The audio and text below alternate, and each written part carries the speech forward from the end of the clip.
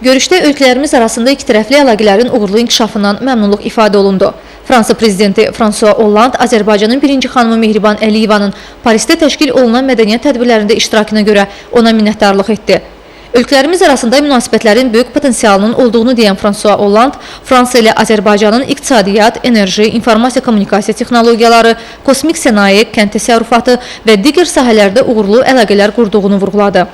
Fransanın əməkdaşlıq baxımından əlaqələri genişləndirməkdə maraqlı olduğunu qeyd edən François Hollande, ikitərəfli münasibətlərin gələcəkdə də uğurla inkişaf edəcəyinə əminliyini ifadə etdi. Azərbaycanın birinci xanımı Mehriban Əliyeva Azərbaycan-Fransa əlaqələrinin strateji tərəfdaşlıq səviyyəsində olduğunu, Fransanın ölkəmizin xarici siyasətində mühüm istiqamət təşkil etdiyini vurğuladı.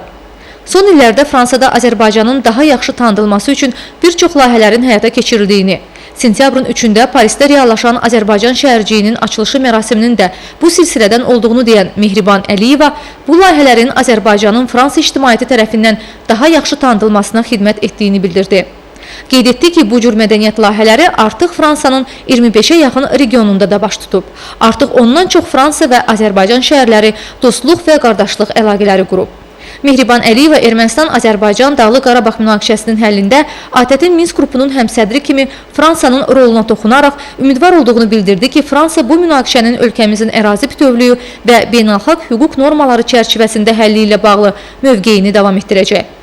Fransa prezidenti François Hollande Ermənistan-Azərbaycan Dağlıq Qarabağ münaqişəsinin sülh yolu ilə nizama salınmasında ölkəsinin mövqeyini ifadə edərək Fransanın bu münaqişənin həllində maraqlı olduğunu vurğuladı.